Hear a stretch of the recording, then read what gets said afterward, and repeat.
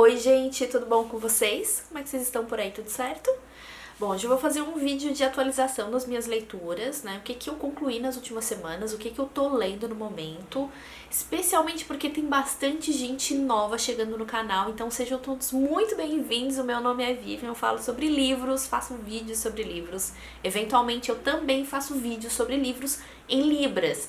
Então sim, esse é um canal bilíngue, sempre que posso, faço. Tem toda uma playlist de vídeos em Libras aqui no canal, vou deixar linkado pra vocês se quiserem acompanhar. Se conhecem alguém que precisa, algum surdo que gosta de literatura, então ó, prato cheio. Indica eu Tá Valendo, que aqui a gente também faz, como eu disse, sempre que dá. Faço vídeos em Libras também. Bom, vamos começar então? Pra quem me acompanhou nos últimos vídeos, viu que eu tava na minha saga do Dr. Fausto, do Thomas Mann. Foram mais ou menos aí, saga é modo de falar, né? Porque não foi uma leitura assim que foi não difícil, ela tem um certo nível de dificuldade, mas não foi uma leitura que eu estava me sentindo obrigada a fazer. Então é saga no sentido de que foi bastante tempo fazendo essa leitura, mais ou menos aí 1 mês e meio, quase 2 meses, e eu concluí. Gente, que livro fantástico! Como é bom a gente dar uma segunda chance para um autor que a gente não gostou, né? Quem sou eu para dar segunda chance para Thomas Mann? Mas foi o que aconteceu. Faz mais ou menos uns 2, 3 anos eu li Morte em Veneza dele. Não gostei nem um pouco, nem um pouco.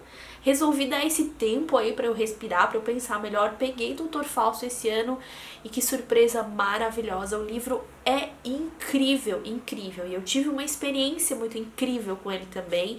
Que assim, é normal que a gente engate, pegue um ritmo mais rápido no final de uma leitura, porque as coisas vão se concluindo, vão se resolvendo, é normal.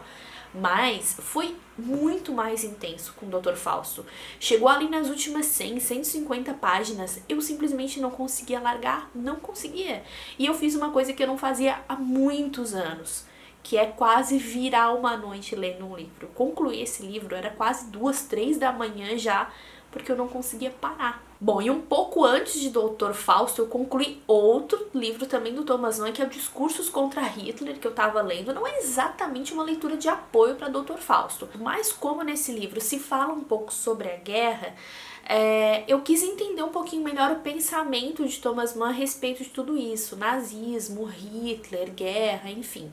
E em Discursos contra Hitler, Thomas Mann faz o seguinte: no período da guerra ele estava exilado nos Estados Unidos e ele foi convidado pela rádio BBC para gravar uma espécie de crônicas, né? Contando ali o dia a dia, enfim, como um alemão, isso seria transmitido de forma secreta para a Alemanha também. Então ele escrevia e ele gravava com a própria voz aqueles discursos que ele fazia contra Hitler. E aí foi num período de mais ou menos 1941 até 1945 em que ele fez várias vezes ali ao longo dos meses os seus discursos, as suas crônicas, e é super interessante a gente acompanhar. Porque acho que eu mencionei isso no último vídeo, que geralmente a gente tem aquele relato pós-guerra, um compilado pós-guerra, mas ali foi uma experiência também super legal de acompanhar como é que era a impressão deles e como eles recebiam e absorviam tudo aquilo que acontecia enquanto a guerra estava acontecendo mesmo. Então, de Thomas Mann, concluído Dr. Fausto e Discursos contra Hitler. Eu concluí também nesse período Paraíso, do Dante Alighieri. Gente, com isso eu concluí a Divina Comédia. Quer ver? Vou pegar os livrinhos aqui pra mostrar pra vocês. Tô com todos eles aqui. Inferno. Tô conseguindo ver? Tá, né? Inferno, Purgatório e Paraíso. E com isso concluo a Divina Comédia. Estou muito satisfeita. Que sensação maravilhosa de terminar um livro clássico como esse, que também tem o seu nível de dificuldade. Não é nada fácil. Quem me acompanhou nos últimos vídeos sabe que eu vinha mencionando. É aquele tipo de livro que, se Dr. Fausto já exige pesquisa, não que exija pesquisa, mas que sempre puxa a gente para fazer algum tipo de pesquisa sobre o que está sendo falado ali. A Divina Comédia é um livro que, pra mim, eu não conseguiria ter absorvido o que eu absorvi, que foi pouco, né, diante de tudo que ela pode oferecer, sem ter feito uma pesquisa. Realmente eu não conseguiria entender e acompanhar a leitura. Agora, eu confesso pra vocês que, assim, Eu não gostei de forma igual dos 3 volumes, tá? Inferno pra mim é o melhor de todos. E depois ele vai dando uma certa queda, assim, se essa é exatamente a palavra que se pode usar. Mas de fato eu terminei Paraíso, assim, praticamente na força do ódio, tá? Porque Inferno a gente tem muito mais imagens e tem muito mais acontecimentos, tem muito mais intensidade, até porque ele está no início da sua viagem e passando pelo inferno, que é onde acontece realmente as cenas mais impressionantes. Depois o livro vai entrando numa certa calma e vai ficando muito mais profundo, porque afinal de contas em Purgatório e depois em Paraíso ele está ascendendo. Mas é um livro genial e a experiência de ter concluído essa leitura é maravilhosa. Como eu disse, eu estou muito satisfeita, estou me achando de parabéns. Também de Dante eu concluí Monarquia. Esse aqui não sei se é exatamente leitura de apoio também, mas da mesma forma como o Dr. Fauci, Discursos contra Hitler, eu queria conhecer um pouquinho mais do pensamento de Dante a respeito igreja, império, tudo isso ele fala aqui, né? E também é mencionado na Divina Comédia. E como eu tinha esse livro perdido aqui em casa, resolvi fazer a leitura também. E a gente entende um pouco melhor como é que funciona a cabeça e as ideias de Dante. Então, Monarquia também concluído. Fiz a leitura também de Angústia, do Graciliano Ramos. Vou deixar a capinha dele aqui. Eu fiz a leitura no Kindle. Sabe aquela frase pronta que a gente diz assim, por que eu não li este livro antes? Se aplica a Angústia, do Graciliano Ramos. Gente, que autor incrível! Incrível. Eu sei que eu posso estar ensinando a missa aí para um monte de padre que já leu, mas eu não tinha feito a leitura de nada desse autor ainda. E eu fiquei maravilhada. Ele é incrível a forma como ele começa e conclui o livro, assim, de uma forma cíclica e um fechamento perfeito do livro. Nesse livro a gente acompanha o Luiz. Ele é um homem que nasceu no interior e acabou indo para Maceió, muito pobre. Ele trabalha numa espécie de repartição pública como... não chega a ser um jornalista, ele trabalha com produção de texto, revisão textual, e é um órgão do governo. Ele não está muito de acordo com aquilo ali, mas por causa de trabalho ele é obrigado a escrever e a engolir certas coisas. E chega um determinado momento em que ele conhece uma moça que mora do lado da casa dele. Ele mora numa espécie de pensão, que é a Marina, e ele se apaixona pela Marina. Só que para levar esse relacionamento adiante e ter todos os seus desejos atendidos, ele sabe que precisa se casar com ela, então ele começa no andamento naquilo ali. Só que a Marina acaba trocando ele por um homem que tem mais dinheiro. A partir daí ele começa a sofrer, como o próprio título diz, né, uma angústia verdadeira. E, gente, é uma angústia mesmo, é uma agonia sem fim, que a gente termina o livro assim meio avilolado junto com ele, tá? Que não dá pra largar, não dá pra largar. É outro livro também que a gente engata e vai até o final pra saber o que tá acontecendo com o Luiz. Outro que também merece uma resenha especial aqui no canal, vou preparar aí também para as próximas semanas. Oremos pra dar tempo. Bom, fiz a leitura também de Bird Box, do Josh Malerman, conhecido aí como Caixa de Pássaros, né? Aquele livro que deu origem ao filme que tá na Netflix. Eu já tinha assistido ao filme assim que saiu e fiz essa leitura aqui. Não é o tipo de leitura que eu costumo fazer, tá? Eu não sou muito de ler lançamentos contemporâneos. Mas por que eu fiz essa leitura? Essa aqui é uma edição em inglês. Ele tem até uma... é uma edição bem vagabundinha assim, tá? Sabe aquela página de jornal, assim? Enfim, é dessa aqui, mas que serve 100%, tá? Não sou luxenta quanto a isso também, não. Mas como eu disse, é uma edição em inglês e é o tipo de leitura que eu faço pelo fato de ser em inglês. Por quê? Porque eu gosto de para manter o idioma em dia, assim, né? O reading, que a gente chama em dia, eu gosto de fazer essas leituras, especialmente de histórias que eu já conheço. Por quê?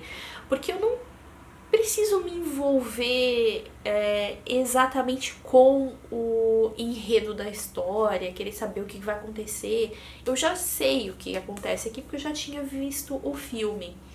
O que eu quero ter mesmo é a experiência de ler tranquilamente, com calma e de ir experimentando as palavras e conhecendo novos vocabulários. É realmente uma leitura assim para manter o inglês em dia e praticar um pouco mais, tá? A respeito do livro, vocês provavelmente já conhecem a história, a gente conhece a Mallory. Ela é uma mulher que se descobre grávida, né, quando tá acontecendo uma invasão de seres, alguma coisa que a gente não sabe o que é.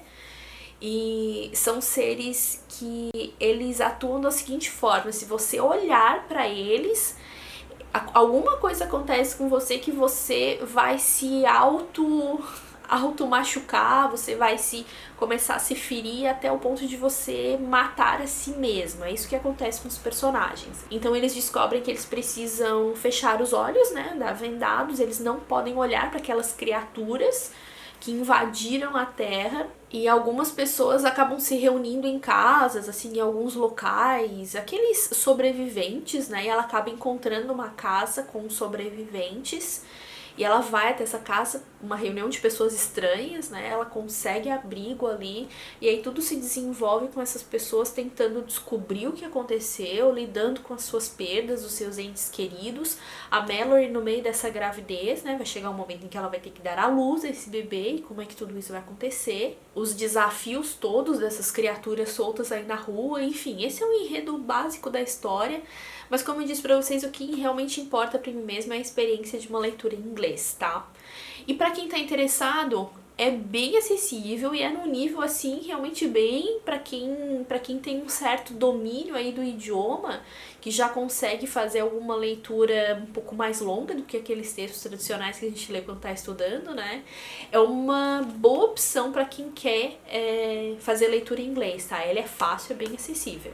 Bom, de leituras concluídas foram esses. Agora, de leituras em andamento, eu estou lendo Daisy Jones and the Six, da Taylor Jenkins Reid. Esse aqui é a mesmíssima coisa de Bird Box, tá?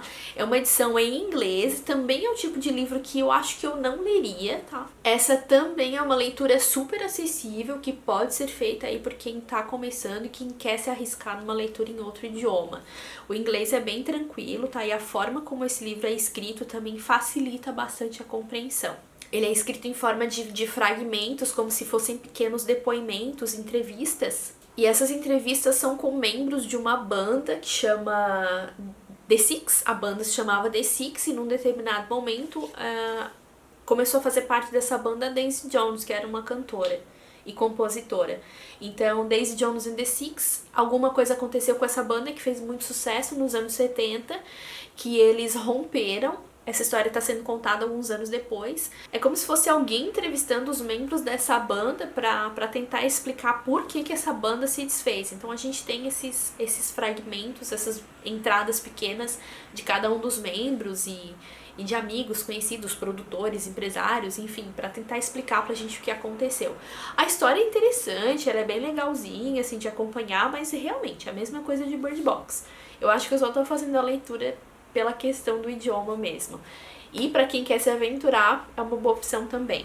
E eu continuo na novela, gente, chamada Ulisses, do James Joyce. Mas o que aconteceu? Eu realmente, assim, conscientemente coloquei esse livro, assim, um pouquinho de lado. Por quê? Porque eu precisava terminar Divina Comédia. Eu pensei comigo mesma, fiz um trato comigo mesma. Termino Divina Comédia, passo pra Ulisses pra fazer a leitura dessa reta final. Não é tão reta final, né? Eu tô aqui nessa... Vocês conseguem ver bem aí? Na página 613. E tenho até a 1106, 1100 e alguma coisinha aqui pra fazer a conclusão dessa leitura. Eu tô com muita saudade de Ulisses, faz algumas semanas que eu não pego esse livro, mas tô bem ansiosa pra retomar e agora é o meu próximo objetivo. Concluída a Divina Comédia, concluir Ulisses, e aí sim eu vou me sentir de parabéns 100% esse ano. E aí com essa leitura aqui também eu faço a leitura do livro de apoio, né? Que é Sim, Eu Digo Sim, uma visita guiada a Ulisses, do James Joyce. Quem me acompanha já sabe que eu comentei aqui. É do Caetano Galindo que ele fez esse livro e ele é o tradutor dessa edição aqui de Ulisses. Então tô bem ansiosa para retomar essa leitura, já pretendo retomar nos próximos dias. Sigo lendo também os 2 livrinhos aqui de comunicação, né, habilidade social. Eu vou fazer uma ressalva, acho que foi no último livro que eu falei que eu tinha feito a leitura da parte inicial dele. Eu disse que ele estava completamente desatualizado por conta das transformações da comunicação, pandemia, coronavírus e tudo isso. Mas, gente, não. Retiro o que eu falei, não é completamente não. Uma parte, né, com respeito à comunicação virtual, internet, enfim, talvez sim, talvez não, sim, acredito que está bem desatualizada. Mas o livro cresceu muito pra mim, tanto é que eu acho que ele tá dando uma surra nesse aqui que é bem que eu tô lendo. Que eu sei que muita gente fala bem e muita gente adorou esse livro, Comunicação Não Violenta, do Marshall Rosenberg. Esse aqui é do Henrik Fexel, se é isso? Não sei, enfim, só sei que esse aqui tá bem melhor que esse. Chegou um determinado momento que aconteceu aqui uma situação que eu adoro, que ele fez uma crítica a esse livro aqui, e era exatamente o ponto em que eu tava discordando. Eu adoro quando um autor, assim, fica com uma treta com outro, sabe? Adoro, isso aconteceu e tô gostando bastante. Tô na reta final dos 2, aquele tipo de leitura que eu gosto de dar uma estudadinha também, por se tratar de um assunto que é a minha área profissional, né? Então eu sempre acabo absorvendo um pouco mais do que só uma leitura de lazer, mas pretendo concluir aí já nas próximas semanas. Outro que eu acho que eu não devo demorar muito pra concluir também, né, agora que a minha saga da Divina Comédia, gente, a minha vida tava presa na Divina Comédia. Não era presa no sentido negativo, mas vocês viram aí, né, que tava meio que tudo dependendo dela. Sabe quando você coloca um objetivo, eu quero concluir isso aqui, concluindo isso, minha vida vai. Eu tava assim. Agora eu quero concluir também nos próximos dias Corcunda de Notre Dame do Victor Hugo, que eu tô fazendo essa leitura aqui também. Leiturinha super gostosa de fazer. Não era o que eu imaginava, mas ainda assim tá sendo muito bom. E muito bom também conhecer esse autor, que é a primeira experiência que eu tô tendo com o Victor Hugo.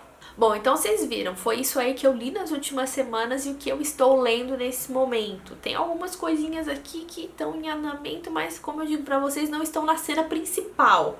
O que eu estou lendo mesmo, de fato, é isso. Depois que eu terminar esses, eu vou retomar uns 2, 3 aí que ficaram pelo caminho também por falta de tempo. Gente, vocês também têm esse problema de tempo? É uma dó, né? Se tivesse tempo, com certeza eu leria muito mais. Mas enfim, a gente faz o que pode com o que tem. E vocês? Como é que tá essa lista de leitura aí? Tá indo? Estão conseguindo? Compartilha comigo aqui embaixo que a gente continua conversando. A gente se vê nos próximos vídeos. Tchau, tchau!